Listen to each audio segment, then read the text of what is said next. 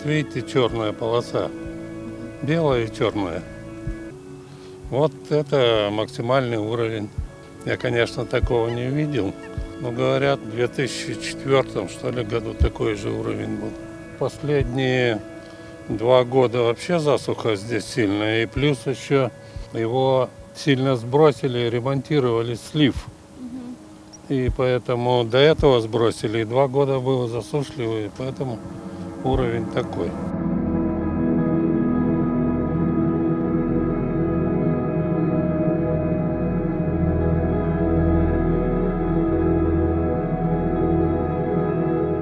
Я хищников ловлю.